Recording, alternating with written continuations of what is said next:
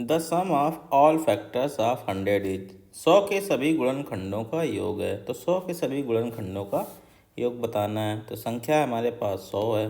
100 को क्या लिख सकते हैं, 10 का स्क्वायर।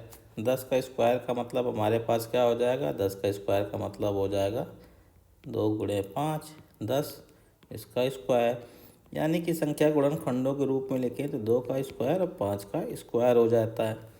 तो यहाँ पे देखिए होता क्या है कि अगर संख्या कोई नंबर है हमारे पास, एक प्राइम नंबर है p1 की पावर m और p2 की पावर n या p3 की पावर r, इस तरीके से मान लो प्राइम नंबर हैं, तो इनके गुणनखंडों का योग क्या होता है, इनके सभी गुणनखंडों का योग,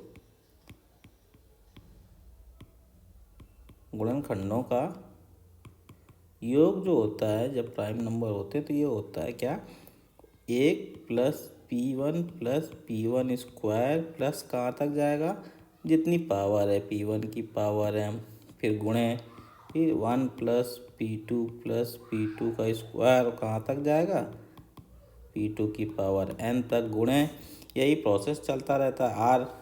तो यहाँ संख्याएं 2 हैं, इसलिए इनके सभी गुणनखंडों का योग जो हो जाएगा वो हो जाएगा कितना, 1 प्लस 2 स्क्वायर, 2 ही संख्याएं हैं, फिर 1 प्लस 5 स्क्वायर। तो ये कितना हो जाएगा, 1 प्लस 2 प्लस 4 गुणे 1 प्लस 5 प्लस 25। तो यहाँ पे हमारे पास कितना हो जाएगा, 1 2 3 4 7 गुणे 1 5 6 25 31। तो 31 गुणे 7, तो 7 एकम 7, 7 1 21, 217 आंसर आ जाएगा, यानी कि ऑप्शन थर्ड। तो ये आगे की विधि है। अगर देखा जाए तो ये मेथड आगे का है। डायरेक्ट विधि क्या होती है, डायरेक्ट आप इस तरीके से कर सकते हैं, 100 के सभी गुणनखंड लिख दीजिए।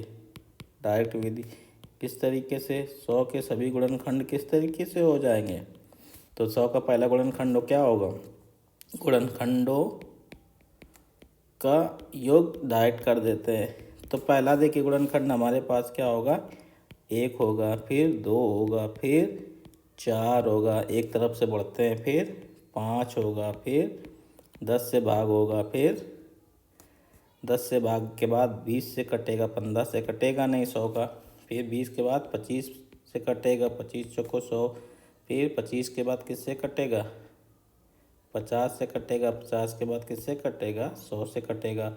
इन सब का योग कर देते हैं। तो सबके गुणनखंड इस तरीके से अलग अलग लिख के भी कर सकते हैं, ठीक है। तो जोड़ देते हैं, किस तरीके से जोड़ देंगे, 1 2 3 4 7 5 12 10 22 22 और 20 42 42 और 25 42 और 25 67 और 50 67 और 50 117 और 100 217 आ जाएगा। तो बी आंसर यहाँ आ जाएगा। तो आपको इस लेवल पे, प्राइमरी लेवल पे इस विधि का उपयोग करना है। ये हमारे फार्मूलेशन मेथड है, आगे काउंटिंग में आता है, लेकिन इसे आया है तो इसे नोट किया जा सकता है।